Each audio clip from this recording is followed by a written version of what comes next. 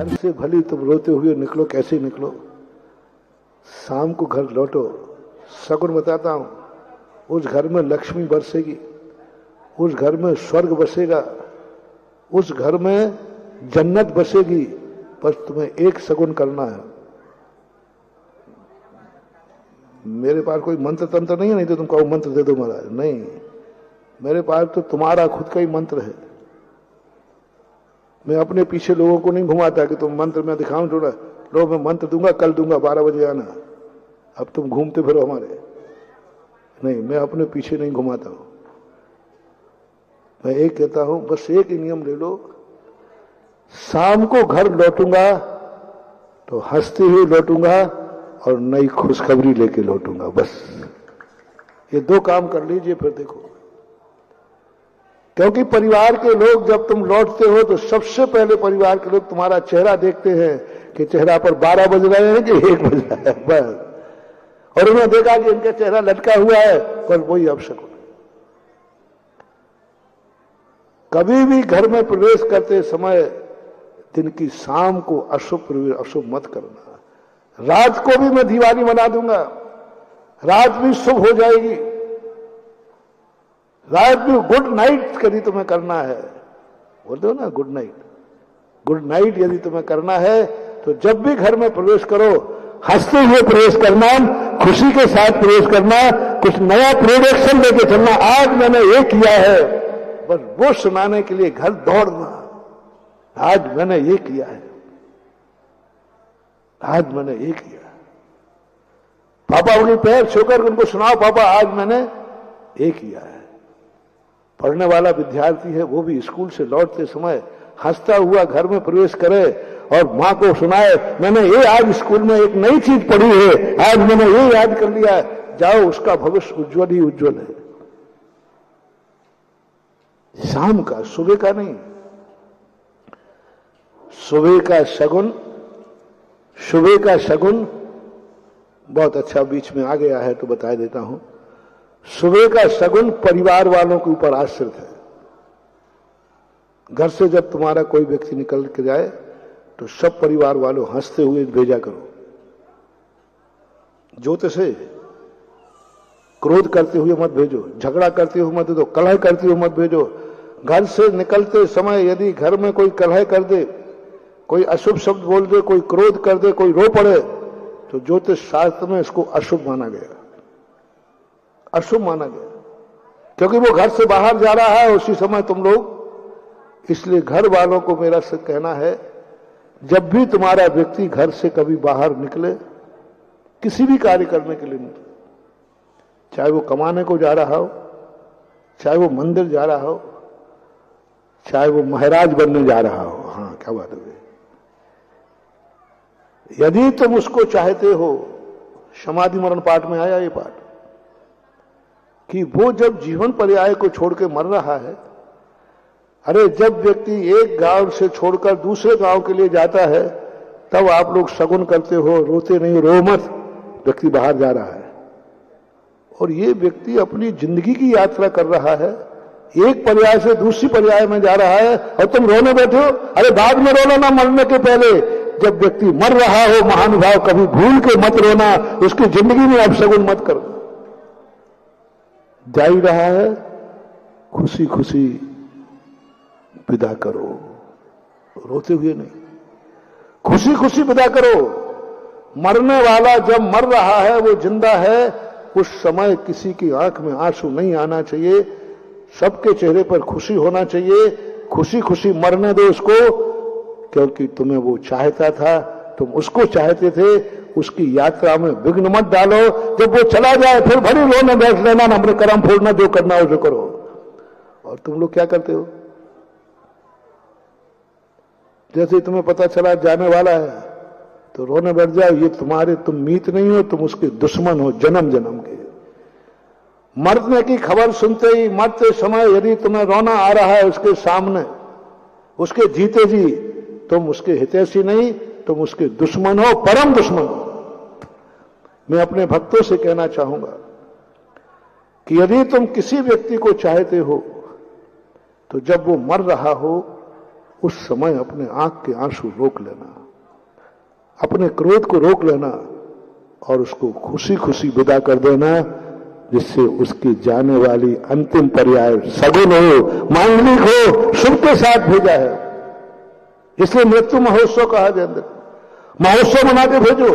और जो जीव के परिवार के लोग उसके मरण को महोत्सव मना देते हैं मरते समय, उस जीव की नियम से सदगति होती है।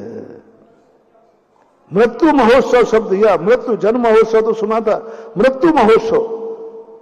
अब बोलो तुम्हारे घर में कोई मर रहा हो तो उसकी बाद में महाराज जी हमारा व्यक्ति वो फलाने दद्दाजी मर के कहां गए, बेटाजी मर के कहां गए, तो मैं कोई सर्वज्ञ को बता दूं। लेकिन ध्यान रखना, मैं जो बताऊंगा बेटा सर्वज्ञ भी वही बताएंगे। पर मैं पूछता हूं, जब वो मर रहा था तुम सारे परिवार के लोगों की हालत क्या थी? क्या आंख में आंसू था? क्या तुम्हारे अंदर रुदन था? क्या तुम्हारे अंदर कलह था, संकलेश था? तो संदेह है कि उसकी यात्रा में आपने अपशगुन किया है, उसकी दुर्गति संभव है। और यदि तुमने ये कहा कि नहीं महाराज जब वो मर रहा था हम लोगों को बड़ी खुशी थी, कोई नहीं रो रहा था, बस सब एक ही कह रहे थे कि इसकी यात्रा अच्छी हो, इस श्वेत गति में जाए। जैसे हमारे संघ में जब कोई समाधि लेता है हम लोग बहुत खुश होते हैं, बहुत अच्छा यात्रा में सफल हो गया। नियम से जानना, तुमने इतना सगुन किया, आंसू रोक लिए उसकी यात्रा के खातिर, नियम से समझना वो मर करके देव गया है, क्योंकि तुम्हारे सब लोगों ने सगुन किया। तो सुन लो रे मरने वालों, मरना तो अपन को सबको है कि नहीं, बस ऐसे मरो कि घर वाले तुम्हारा महोत्सव मनाए हैं, घर वालों को एक आनंद की अनुभूति। तो ये तो मृत्यु की बात हुई। अब यदि घर से बाहर तुम कभी निकलते हो तो घर वालों के लिए मेरा कहना है कभी अशुभ नहीं करना, क्योंकि पूरा दिन उसका तुम्हारे सगुन पे आश्रित हो रहा। 1 पॉइंट 100 नंबर में से 1 नंबर दे रहा हूं तुम्हारे अपशगुन पे। वो घर से बाहर निकल रहा है तुम कलह मत करना।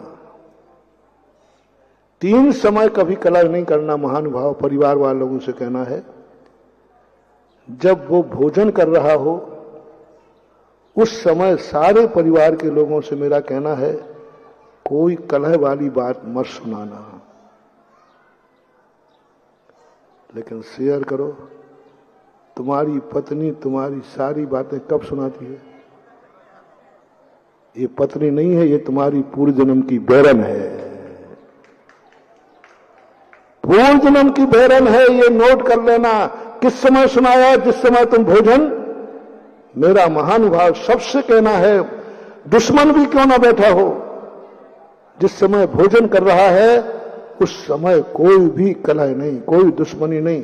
समय हो गया, नहीं तो मैं संस्मरण सुनाता तुम्हें। दुश्मन भोजन कर रहा है उस समय भी उसने कहा नहीं, इस समय मेरी कोई दुश्मनी नहीं है। वो खुद दुश्मन को जाके भोजन परोसता है, खा भाई खुशी से खा, कोई डरना नहीं। जब तक तू भोजन कर रहा है तब तक मैं तुझसे कुछ कहने वाला नहीं हूं, क्योंकि मेरे गुरु ने सिखाया है भोजन करते समय किसी को ऐसी बात मत सुनाना कि वो डर जाए, क्लेश में हो जाए, दुश्मन भी बैठा हो। और तुम्हारे घर में कौन बैठा है? तुम्हारा पति बैठा है, तुम्हारा भाई बैठा है, तुम उसी समय सुनाने बैठ जाती हो? नहीं। जिंदगी में सबसे, यदि खाते समय जो नारी जो पुरुष कलह करता है भोजन के समय, जाओ एक दिन तुम्हारी जिंदगी में ऐसा आएगा कि तुम दाना भी नहीं खा पाओगे, या तो ऐसी बीमारी आ जाएगी या ऐसी गरीबी आ जाएगी। मोटिवेशन, यदि खाना खाते समय किसी ने कलह कराया है या तुमने कलह की है, तो ये 2 बातें, या तो तुम ऐसे बीमार होगे कि खा भी ना भी नहीं रहोगे, ऐसी बीमारियां होती है कि नहीं, और या फिर गरीबी आ जाएगी, खाने को नहीं रहेगा। इसलिए आज एक मोटिवेशन ले लेना, कितना भी दुश्मन क्यों ना हो, हम भोजन करते समय कोई राग द्वेष की बातें नहीं करें। दूसरी कलह कभी मत करना, जब तुम्हारे घर से बाहर कोई निकल रहा हो, चौखट के बाहर कदम रख रहा हो, उस समय महानुभाव कोई कलह नहीं करना, कोई क्रोध नहीं करना। भेजने वालों से कहना है नहीं, इस समय कुछ नहीं बोलना, क्योंकि घर से उस समय हंसी हंसी भेजो, खुशी खुशी भेजो, अच्छे से भेजो, तिलक लगा के भेजो, बहुत जाओ, कोई चिंता मत करना घर की, घर में मैं हूं, कोई विकल्प नहीं करना, ऐसी खुशहाली से भेजो। और जाने वालों से कह रहा हूं, घर के बाहर देरी रख करके कभी संकलेश करके मत जाना, क्रोध करके मत जाना। जब घर से बाहर कदम रखो तो हंसते हुए कदम रखना, देखो तुम्हारा दिन कैसे खुशहाली है। और तीसरा पॉइंट है सोते समय। जिस समय व्यक्ति सोने के लिए तैयार हो रहा है, बस संकलेश करके मत सोना। और कोई सोने जा रहा है तो पूरा परिवार नियम ले ले कि अब जो सोने जा रहा है, चाहे पति हो, चाहे पिता हो, चाहे बेटा हो, इसको संकलेश करके नहीं सुनाऊंगा। बेटे को भी रोते हुए मत सुनाना। बेटे को क्या सुनाना? थप्पड़ मार के मत सुनाना, रोते हुए मत सुनाना। बेटे को लोरी गा के सुनाना, सो जा बारे वीर, वीर की बालैया ले गए जमुना के तीर, ऐसी लोरी बना के सुनाओ। रोते हुए मत सुनाओ, डांट के मत सुनाओ, उसको रुलाते हुए मत सुनाओ। सोते समय कलह नहीं, ना तो करना है और ना दूसरे को, कितना भी दुश्मन क्यों ना हो, यदि वो सो रहा है तो कलह मत करना, बाहर मत करना, दुश्मनी मत करना, क्योंकि वो सो रहा है। ये तीन आज आपको दिए, इन तीनों समय करना। और प्रोडक्शन की जो बात कल की चल रही थी, अब गौशालपुर में प्रोडक्शन की चर्चा चलेगी, क्योंकि अपन को गौशालपुर का भी प्रोडक्शन करना है ना। माल तो यहां है लेकिन प्रोडक्ट नहीं है, मार्का नहीं है और प्रोडक्शन नहीं है। देखो क्या होता है, भाव तो यही है कि निर्मूल गौशालपुर की पहाड़ी को अनमोल बनाने का प्रयास करो। ये हमारे तुम्हारे हाथ में है, ये प्रकृति के हाथ में नहीं है, नियत के हाथ में नहीं। हम और तुम दोनों मिलकर के इसका ऐसा प्रोडक्शन बनाएंगे, महावीर भगवान की